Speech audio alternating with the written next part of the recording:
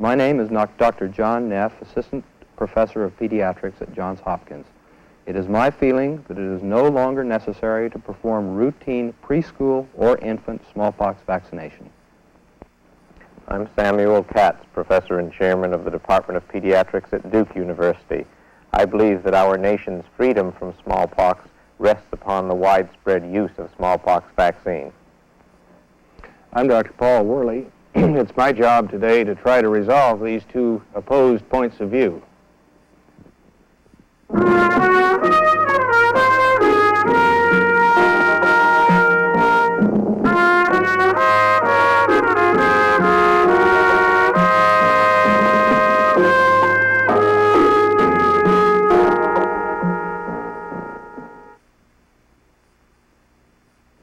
Welcome to the exploration of concepts and controversies in modern medicine, one of a series of programs dedicated to examining the uncertain, candidly recognizing that much of today's teaching is necessarily based upon opinion, and that the opinions of eminent physicians in a given field vary widely.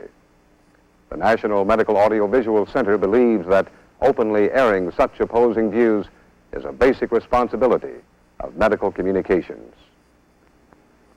Dr. Paul Wehrle, Hastings Professor of Pediatrics at the University of Southern California School of Medicine, will act as moderator for this presentation.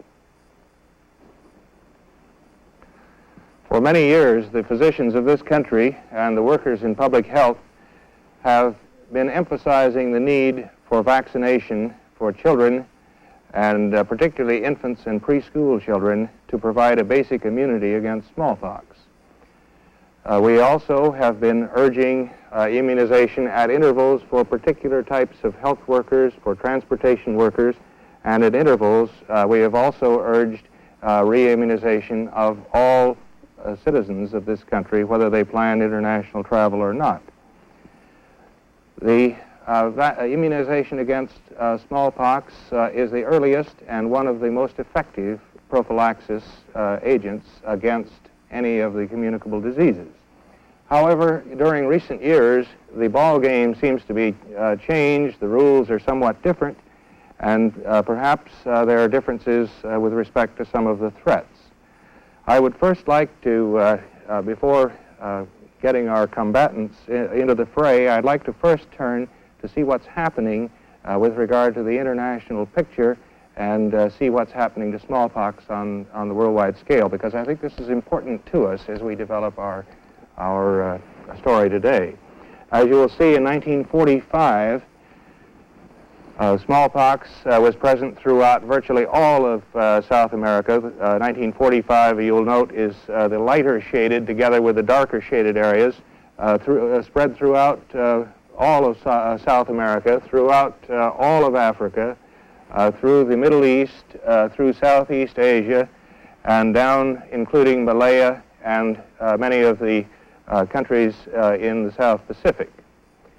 During the next period of time, from 1955 through 1965, we see additional changes taking place. Here, the earlier period is in lighter color, the subsequent period in darker color, and here you see that these areas originally involved very solidly have become substantially smaller, and I think it's important to note that the areas involved here, although they are solidly colored, may have some differences with respect to specific areas within those countries where smallpox remains a problem. Also, another area that I hope we can point up today is data concerning the risk of vaccination and data concerning the possibility of other means of the prevention of smallpox should it be introduced into this country. I think at this time I would like to turn to our first combatant this morning, Dr. Neff, and see how he would like to develop his particular position. Well, I think there can be no question now that smallpox vaccination has been the one agent which has been responsible for eradicating smallpox from large areas of the world. But I think that there can be no question also that by present day standards, smallpox vaccine, or as a vaccine, is a very poor vaccine. And I think for two reasons it's a poor vaccine. For one reason, the duration of immunity that is afforded by your smallpox vaccination is relatively short in duration, and probably absolute immunity to smallpox from the vaccine is no longer than 3 years. Number two, there are a significant number of complications that are associated with this particular vaccine and a significant amount of mortality. Now, for a long time in this country, we've practiced routine preschool and infant vaccination, so that within this country, about 90% of the people have been vaccinated at least one time in their life. And it's also true, since 1949, there have been no cases of smallpox imported into the United States. But for this, we've paid a real price. Based on surveys that we've done in 1968, 1963, and review of the death certificates, there can be no question that there are at least 7 deaths a year as a result of our smallpox vaccination policy. And the other question that this brings up, is this really been the reason that we have been free of smallpox? If you look carefully in terms of the immunity of the nation, you'll find that 80% of the population has not been vaccinated within 3 years, and therefore are not absolutely protected against smallpox, and 50% have not been vaccinated for greater than 15 years and probably have little or no protection at all to smallpox. Whereas the epidemiology of smallpox is such that this can be prevented from entering into our country, and I think has been, not because our population has been well vaccinated, but because our travelers are well vaccinated. And that I think that the other thing is that it is a very focal disease, and that the secondary cases can be predicted. And they're not going to sweep through the nation as other diseases, perhaps measles or whatnot. But the secondary cases are very focal and occur in hospital personnel and family contacts. And I think that all we have to do in this country is, number one, immunize our travelers, and that will keep smallpox out. And number two, identify those risks, those population at high risk, and those are your hospital personnel and your family contacts. And it is not necessary to perform routine and smallpox vaccination. Thank you, Dr. Neff. I think you've summed up the arguments very nicely here, and I think at this point we should turn to Dr. Sam Katz and see what he has to say concerning the need to continue our present position. I think that it's important to recall that a little over 30 years ago, there were at least 15,000 cases of smallpox in the United States, and that, as Dr. Neff has pointed out, we have had none, basically, over the last 20 years. This is an admirable record, and it's one which I think we all wish to persist and defend. The question which is basic to this is weighing a known dimension against a conjecture. We agree, I think, Dr. Wehrle, Dr. Neff, and I, that much of this admirable record stems from the widespread use of vaccine. We cannot provide any data on what would happen if we abandoned this widespread immunization program.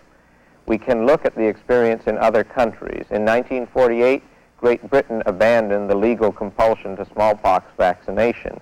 Over subsequent years, they've had hundreds of cases of smallpox, which have resulted from importations. And in this regard, I would disagree with Dr. Neff that the vaccination of our travelers will protect us against importations, because in most cases, it has not been natives returning to their nation who have brought the initial case. It has been a native of a country in which the disease remains endemic, as shown on Dr. Wehrle's chart. In this regard, then, I think we cannot close the door and rely solely upon the immunization of our travelers. I think we have to accept the fact that we can't control a great deal of the population, and that in the jet age, it's very simple for a person to be incubating smallpox, come from Asia, Africa, or Brazil to the United States with no overt disease, and introduce the disease within a very short period of time. The other feature is, I think our physicians are unable to recognize the disease anymore because we're free of it. So this reliance on quick smothering of an outbreak is, I think, a bit optimistic under present circumstances. I think that Dr. Katz has summed up very nicely many of the arguments for continuing our present policies, and I think we have several points that we ought to discuss in depth. in order to bring out some of these divergent types of opinions. Now, the first question that I think we might bounce around a bit concerns the probability of introducing smallpox into the United States with our present surveillance systems, with our present levels of immunization and so on.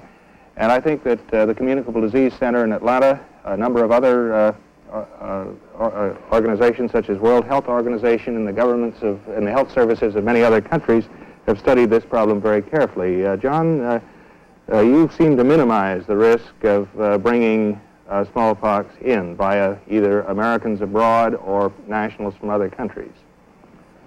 Yes, well, I think the important point here, and I would disagree with Dr. Katz, it's not the nationals of another country, but it's generally the nationals of the country to which smallpox is introduced.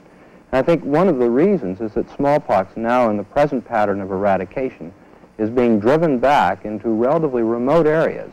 And it is not the cities and it's not the travelers that have a tendency to come in contact with cases of smallpox. And I think that one can look at our own history for the past 20 years. Our protection has not prevented smallpox from spreading in the United States. Actually, we've never been challenged. We haven't had an importation into the United States. How do you know you haven't been challenged?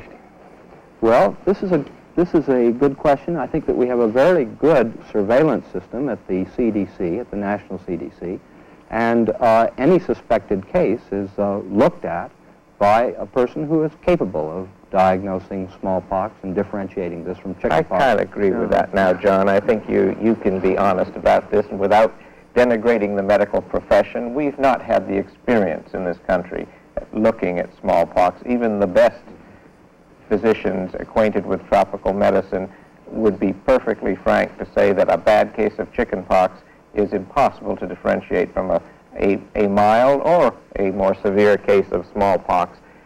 I think we can all recall a few years ago when this was exactly what happened, when a lady from Ghana was thought to have smallpox and actually had varicella. Secondly, that emphasized the fact that our laboratory facilities, though they may in rare instances be attuned to this, are not constantly challenged with making the diagnosis of smallpox, so that there can be confusion even with the laboratory support that's required for the diagnosis in a country where smallpox is not occurring. So that I have no peace of mind about our ability to diagnose smallpox either clinically or laboratory-wise at the drop of a hat in New York, San Francisco, Seattle, Boston, any port where the disease might enter tomorrow.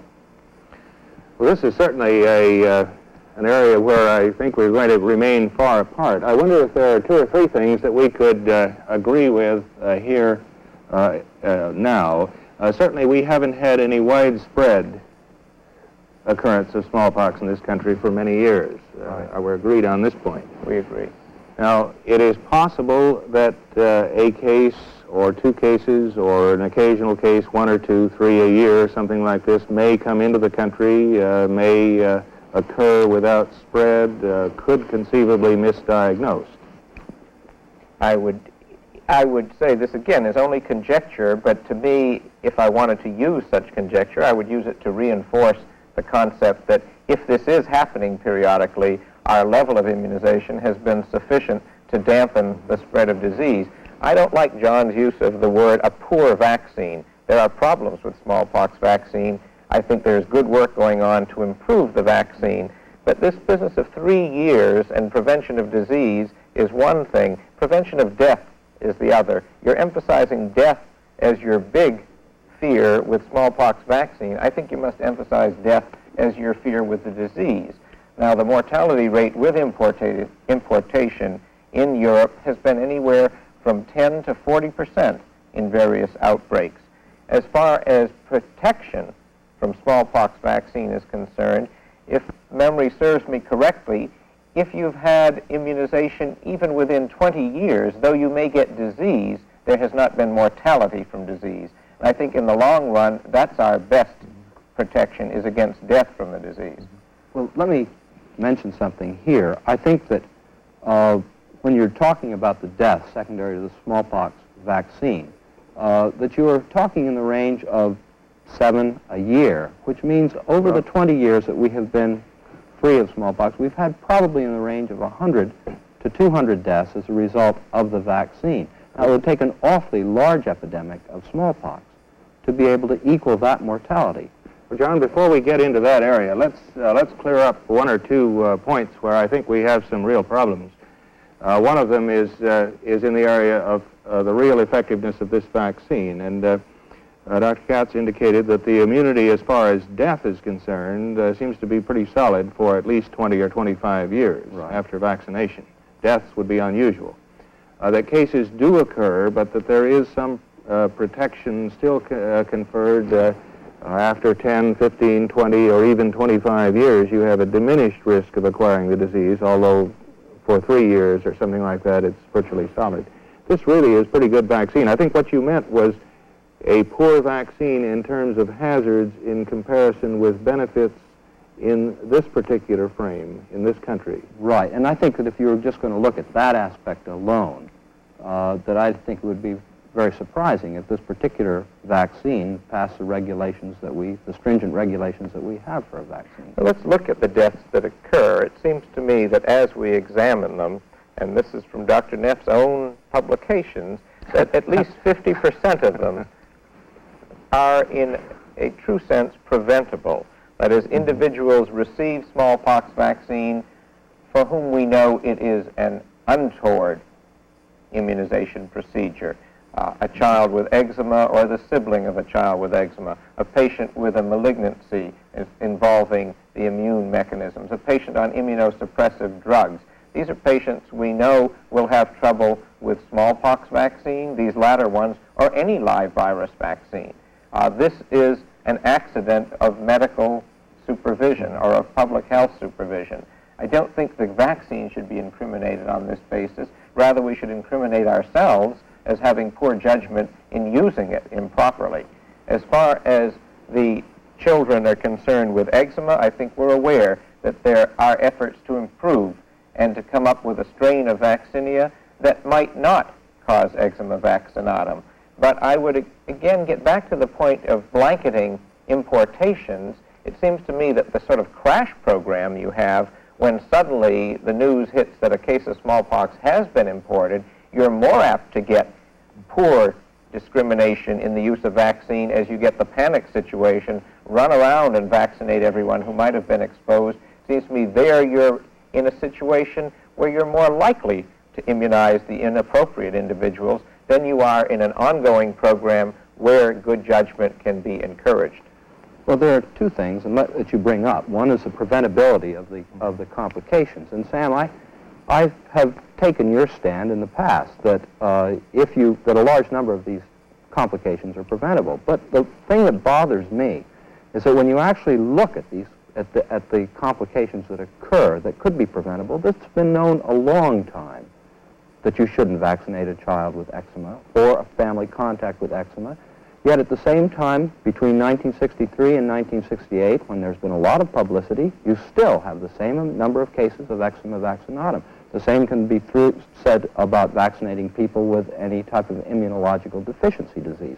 That the difference between 63 and 68 in the data, when you would hopefully see a reduction, there seems to be no change, and that it's just an accident, I think, of practice that some of these people get vaccinated. Well, then you're willing to take that inevitability of change and bargain that against the unknown factor of, all right, we're defeated, we can't alter that, is what you're saying, basically. Are you then willing to bargain for the unknown, which is the only way to prevent those few deaths, which are tragic, I agree, but the only way to prevent it is then to take the gamble, which we can't provide any data on, of how many cases of smallpox would we have were we to do away with routine immunization?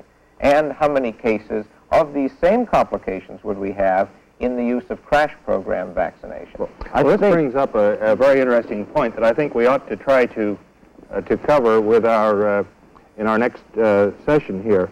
I think one is, why hasn't there been a decrease? Because everyone knows that you shouldn't vaccinate a child with eczema, and why are we continuing to have this same frequency of involvement here? And I think another thing that I'd like to see you two spar over is there really a greater risk in vaccinating the individual who has a primary vaccination as an adolescent or as a young adult? Because here is another part of the argument, and I think an important part. If, for example, we're going to have an unusually high risk of complications in vaccinating young adults for overseas travel, for whatever, then whatever position we take, I think, has to take that part into consideration. And I think your implication would go, I would accept it to support my argument. We don't have this experience in this country. I think we do from the Netherlands, we do from other countries where those complications that are not preventable, encephalitis would be the one we would say, maybe we can prevent eczema vaccinatum. We don't know enough about post-vaccinal encephalitis to even discuss its pathogenesis. We don't know how to prevent it. We do have at least data which suggests that the older the age group having their primary experience, the more likely one is to encounter post-vaccinal encephalitis. I would certainly use that as an argument in favor of continuing childhood or infancy immunization. Well, Sam, I think that you've got to talk about the figures that come from the United States, because there's a tremendous amount of discrepancy in terms of we don't have this sort of data for the United States. Well, I think we do, Sam, to some degree. It's true that right now about 90% of your adults have been vaccinated, so you see very few primaries.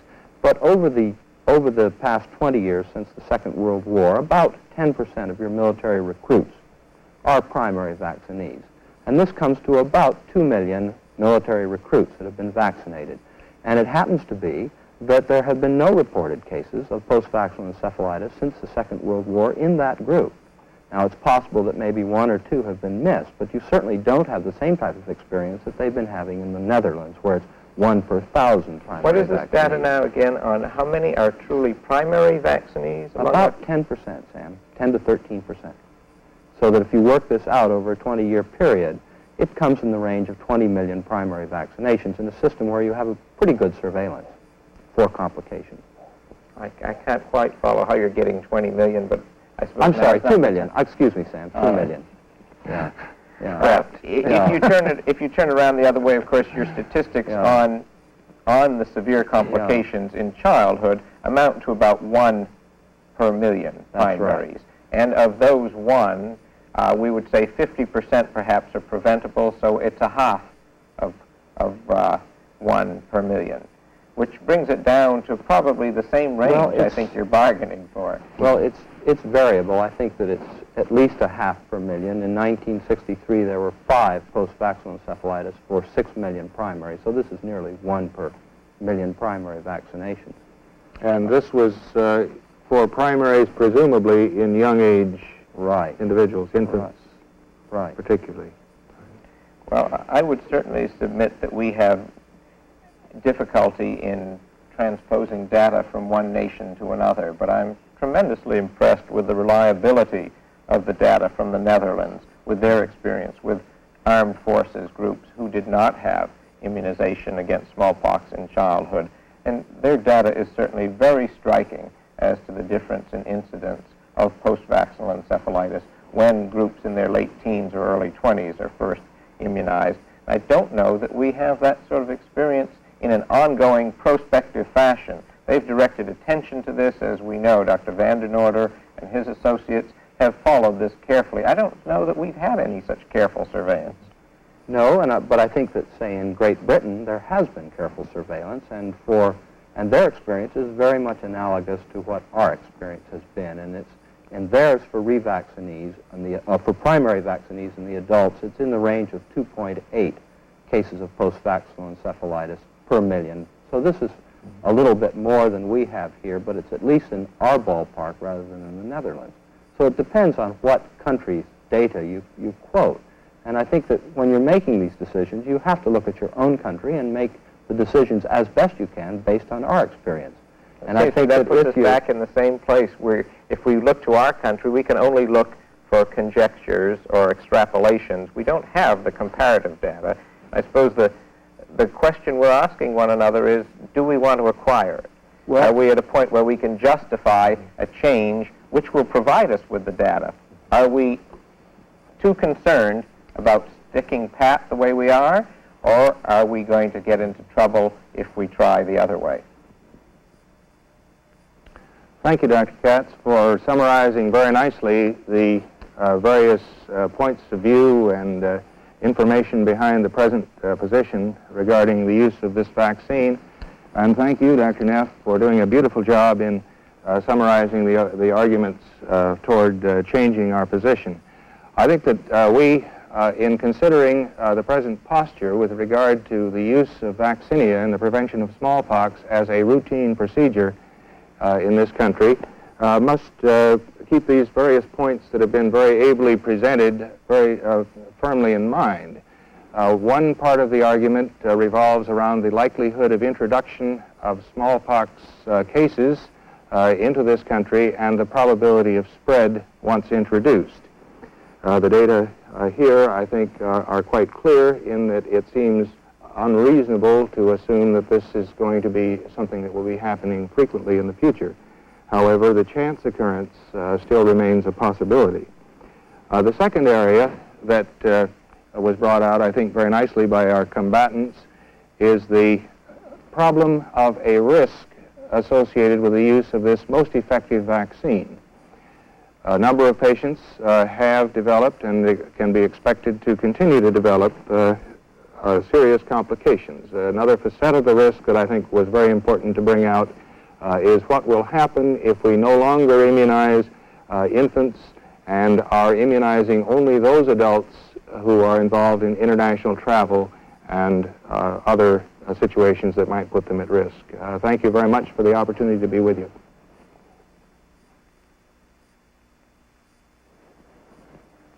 We thank Dr. Samuel Katz, Dr. John Neff, and Dr. Paul Wehrle for their interesting analysis of a critical problem in patient care. In subsequent programs, we shall continue to record equally significant concepts and controversies in modern medicine. The opinions expressed on this program do not necessarily constitute endorsement by the Department of Health, Education, and Welfare, the Public Health Service, or its constituents.